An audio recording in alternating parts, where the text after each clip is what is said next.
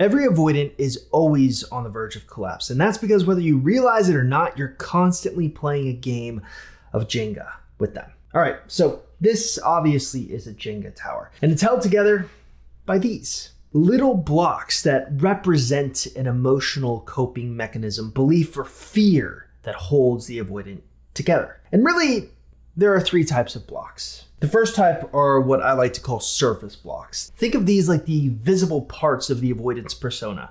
What you see, what you feel, what they do. Stuff like them taking hours or days to text back. Them avoiding deep conversations and changing the subject. Let's do joking when things get serious. Keeping plans vague. Now, you get the idea here. Now, here's the thing with surface blocks. These are the Jenga pieces you could remove without much consequence. They wobble the tower, sure, but they don't bring it down. Why? Well, because these behaviors are defense mechanisms that are meant to be seen. They're decoys, the distractions, a little push here or there. The avoidant can handle it. They've rehearsed these moves their entire life. And it's not until you unknowingly go deeper that you reach the blocks that they never meant for you to touch, and things truly begin to shift. That's where type 2, the middle blocks, come into play. These are the structural blocks, the rules the avoidant secretly lives by but never says aloud. If someone sees the real me, they'll leave. Vulnerability equals weakness and rejection. I'm not built for closeness. If I let them in, they'll lose control. Almost a wobble there. And of course we have Old Faithful, love always comes with a cost. Oh, well, what about getting attached only makes the pain worse? No, these blocks aren't on display. They're buried. But here's the problem. You might touch one accidentally without even knowing it.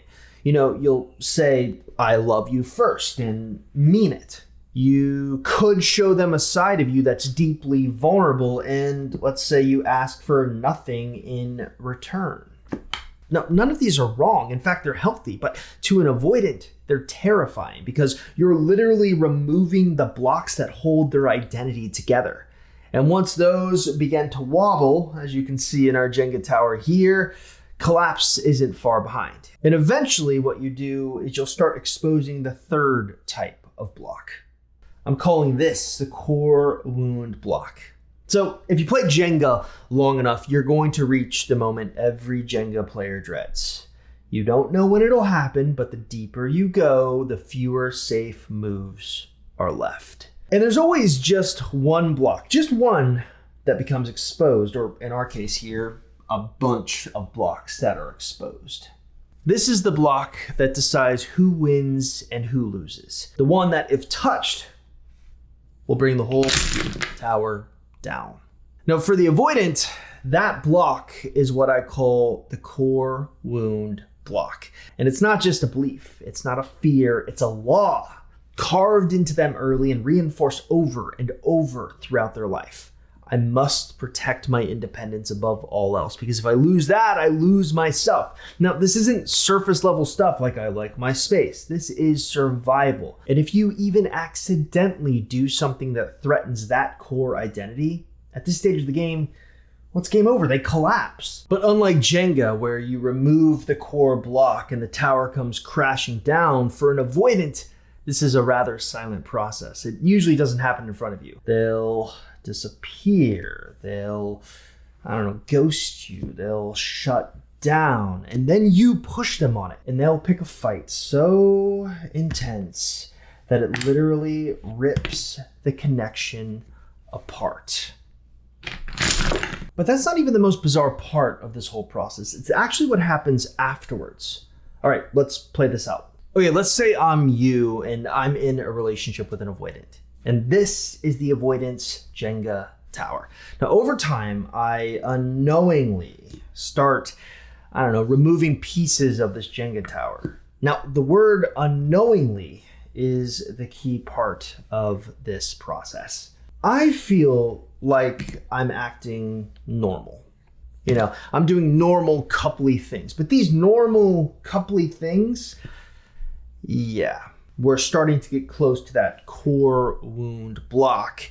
And eventually, you accidentally trip it, and the tower collapses. The avoidant breaks up with me. Now, are you ready for the bizarre part? The avoidant actually puts the tower back together, piece by piece, block by block. Every time someone gets too close, they rebuild it.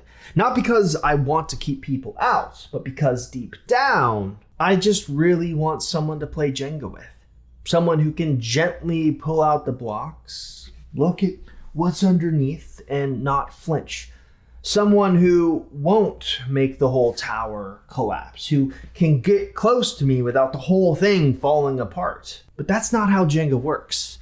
Once again, you take out enough blocks, the Jenga tower becomes wobbly, and no matter how careful you are, it fell again.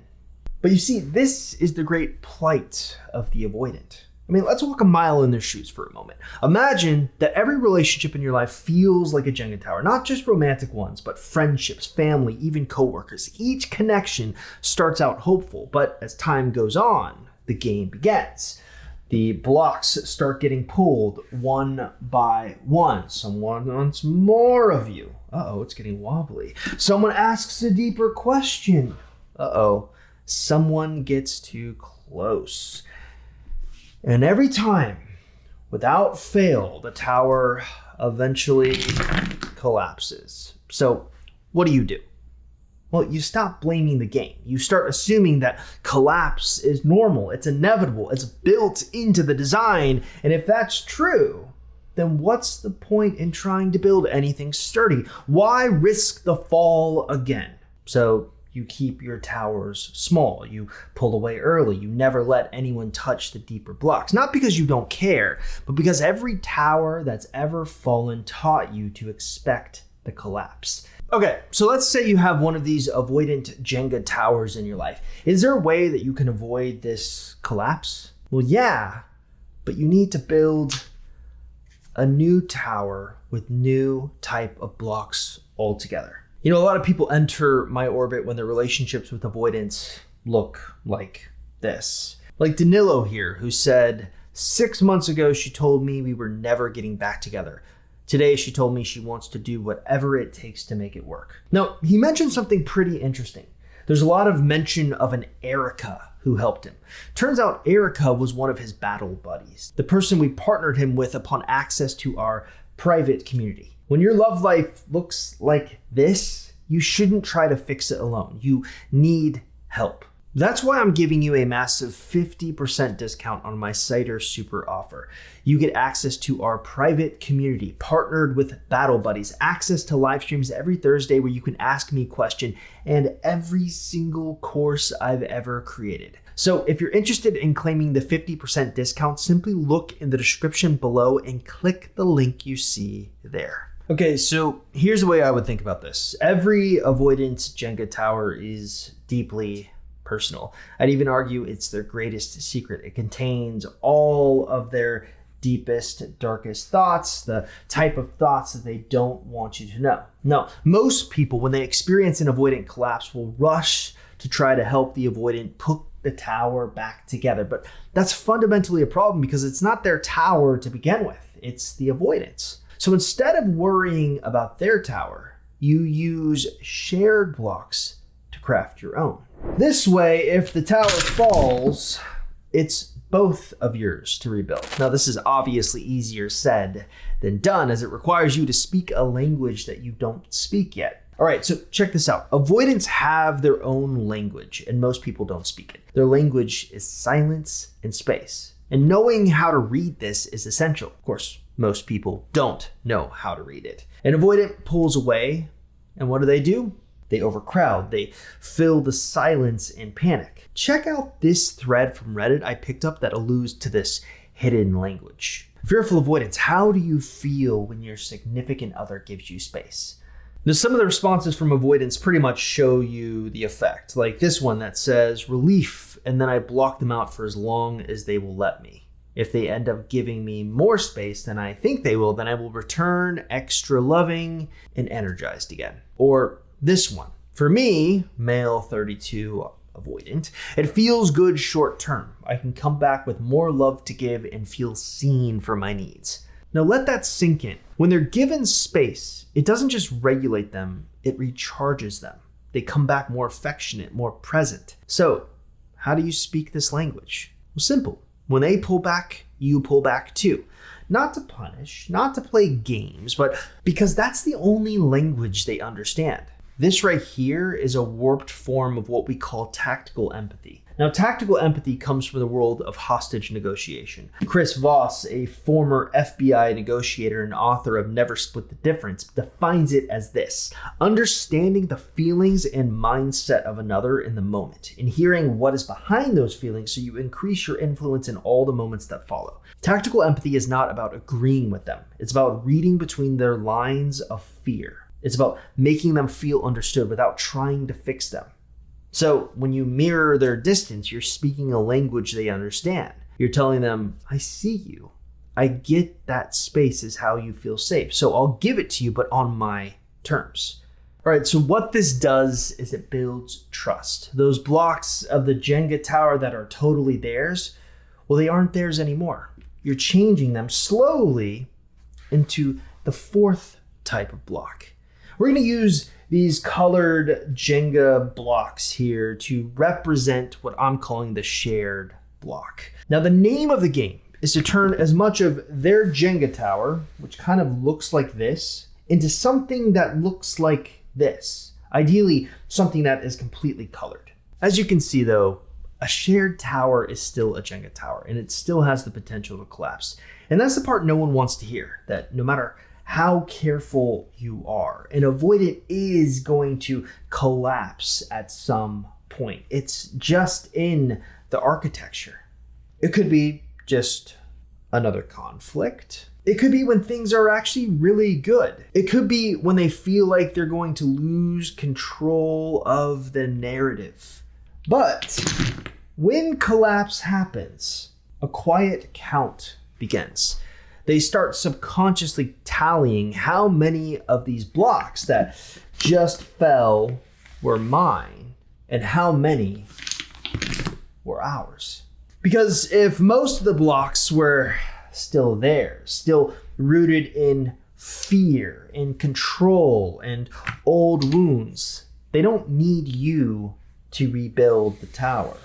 They can literally just rebuild it on their own. But if most of those blocks were shared, if the collapse wasn't just theirs, but yours too, built on shared meaning, trust, emotional equity, then suddenly you're the only person who can help rebuild them. Not necessarily because they're dependent on you, but because the tower literally cannot be rebuilt without you. And that's when something shifts, because for the first time in their life, they might actually let someone stay after the collapse.